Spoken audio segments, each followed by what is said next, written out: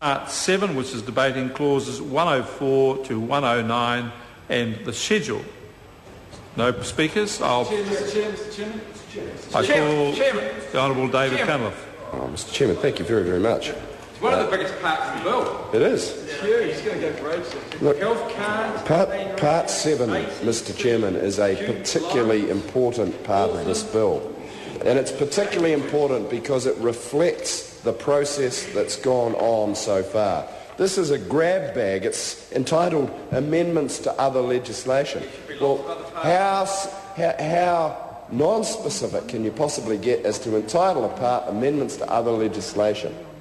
And because that reflects the shambles of a process that is embodied in this bill. They could have done the normal generic tax policy process, but they chose not to. They could have given the bill the benefit of a standard select committee consideration, but they chose not to. They could have allowed the practitioners in industry, the lawyers, the accountants, to have made formal public submissions along with affected businesses and members of the public, but they chose not to. They could have subjected themselves to the cross-examination of members on this side of the House, but they chose not to. Instead, they've chosen to bring to the House an SOP which dwarfs the original bill. Now, this part is contained in the original bill, not the SOP, but it is a grab bag of miscellaneous clauses which reflect the general state of disarray of this legislative process.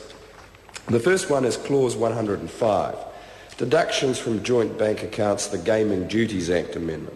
Now, this clause, together with clauses 16 and 86, allows deductions of tax from payments due to a defaulting taxpayer so that they're amended to allow the Commissioner of Inland Revenue to make deductions of tax from joint bank accounts. And the amendments will allow deductions from a joint bank account if the defaulting taxpayer can make withdrawals from that account without the signature of the other person. So what that means, in plain language, is if you've got a joint account and one member's defaulting, then the Commissioner can allow deductions to occur without the consent of the other one. So that's certainly improving the reach of the tax department. It does raise the odd issue about whether the privacy of another person is involved, but I guess that's the price of having a joint account.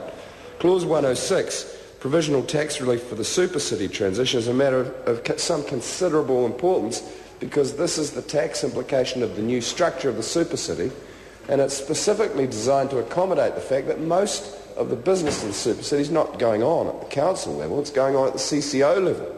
And that's required entirely new tax provisions between the council-controlled organisation and the parent council. So this clause amends Section 83 of the Local Government Auckland Transitional Provisions Act 2010, which provides transitional tax relief on the amalgamation of the local authorities into one council. That provides for the purposes of the Financial Arrangement Rules in the Income Tax Act 2007, where the new Auckland Council enters into an acknowledgement of debt with a CCO without paying the principal to the CCO, the Council is deemed to have advanced the amount of the principal to the CCO. So that is, it's deemed to advance the amount, even if it doesn't actually make a new loan because it's inheriting a debit from a previous structure. It's probably one of the more sensible provisions of the bill.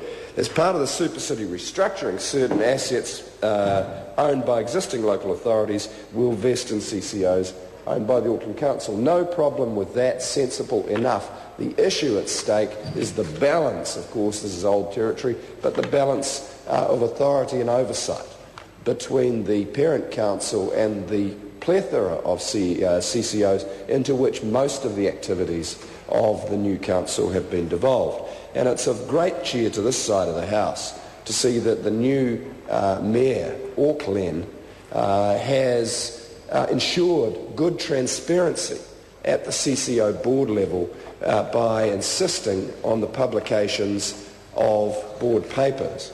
And revealed in the New Zealand Herald yesterday, of course, a very good summary of the first round of board meetings, the notable exception being the Transport CCO, which saw fit to have its first meeting entirely in secret and not to publish any of its papers.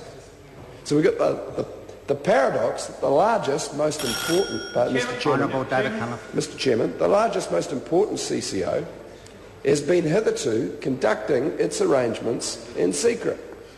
Now that's not acceptable, and I'm very, very pleased that the new Mayor of Auckland, Len Brown, has been able to gently persuade the Transport CCO Board that the expectations of the public of Auckland are for a maximum degree of transparency.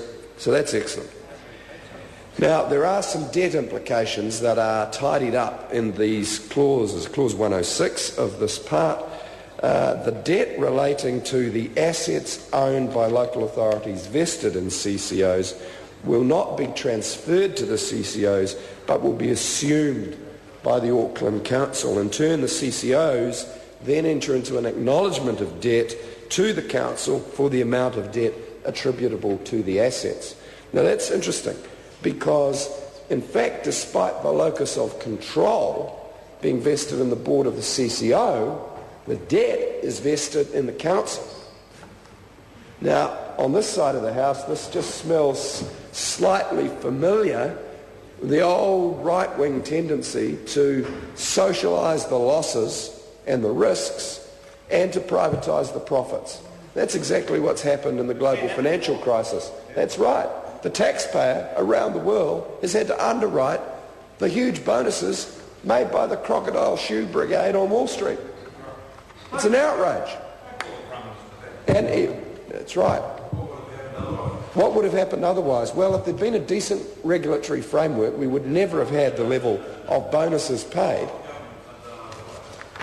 Well, I think it's bipartisan that we've had retail and wholesale. Members ask a question, the member could have the courtesy to listen to the response, that there was bipartisan support for having a retail and wholesale deposit guarantee scheme before the current government blew it and extended the retail scheme without sufficient clarity of oversight, and it's now, and I've got a good bottle of wine resting on this one, it's going to blow the budget for the underwrite.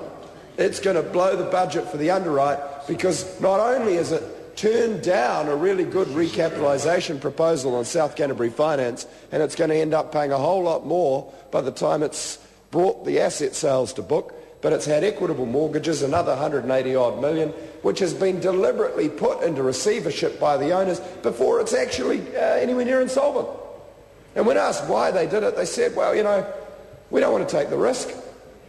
It was the closest thing I've ever seen to an admission by a private board that it suited their shareholders for the taxpayer to bear the risk. It was extraordinary. And yet the government didn't bat an eyelid, didn't even ask the question of whether that was ultra vires of the purposes of the retail deposit guarantee scheme.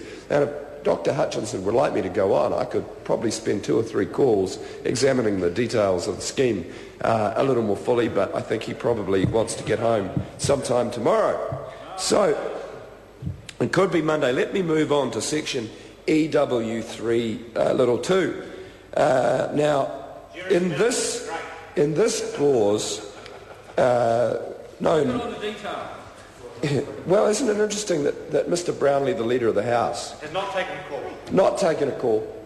You could argue whether he's in the chamber or not. I couldn't possibly comment. Order. You can't refer to the absence of a member. Members should know that.